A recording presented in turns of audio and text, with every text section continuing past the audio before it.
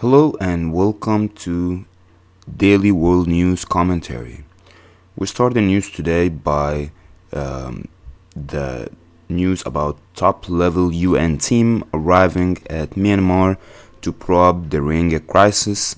Uh, Worth noting that there's about 700,000 Rohingya refugees that have crossed the borders to Bangladesh in attempt to escape the army's crackdown on the ethnic population.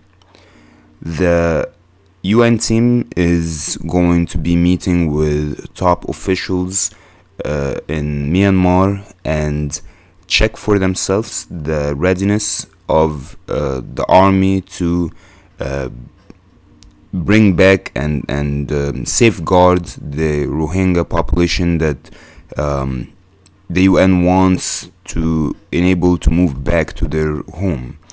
Of course, the Rohingya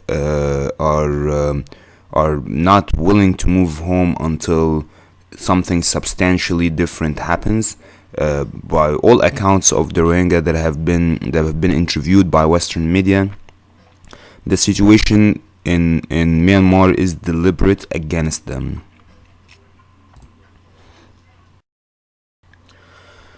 In Afghanistan, ISIS claims responsibility for bombings that occurred in Kabul in election registration area.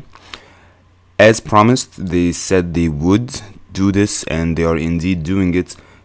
It's very unlikely that they would have been able to do it in the capital, Kabul, considering the amount of security that is set in place there. They have so far been successful in hitting other places, but not Kabul, and so one would think that there's no really safe place in Afghanistan if Kabul is being hit with such large explosives.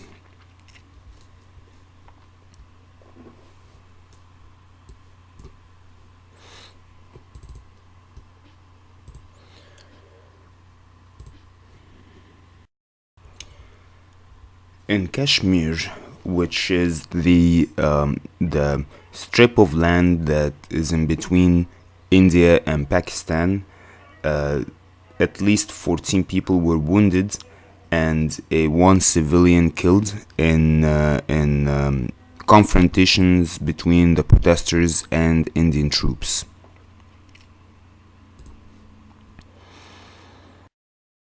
The Indian police says that they were targeting rebels hiding in within a certain neighborhood, um, and that's when they got confronted with what they call anti-India residents trying to march to the site to help the rebels escape.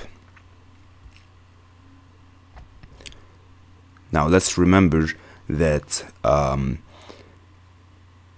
India and Pakistan are having a lot of disagreement on um, Kashmir, but they are not disagreeing too much about terrorist attacks and cooperating to stop them. And so, in different news, we see that Indian and Pakistani troops are going to be taking part in joint drills under the umbrella of the Shanghai Cooperation Organization. These drills are going to be held in Russia. And if you're wondering what is the Shanghai Cooperation Organization, it is a Eurasian organization that includes 10 countries. A lot of them are in Central Asia, and plus Russia, plus India and Pakistan, and they are meant for enhancing security along the borders, fighting terrorism, enhancing economic cooperation and trade, so on and so forth. So these kind of umbrella organizations are allowing regional rivals, to cooperate and come together to actually enable some sort of peace. between them. Doesn't mean that the situation on Kashmiri borders are gonna calm. Yes, there's postulations that the rebels in Kashmir are supported by Pakistan, but I don't really know enough to say that things are gonna calm down because of the closing relationship between India and Pakistan's governments.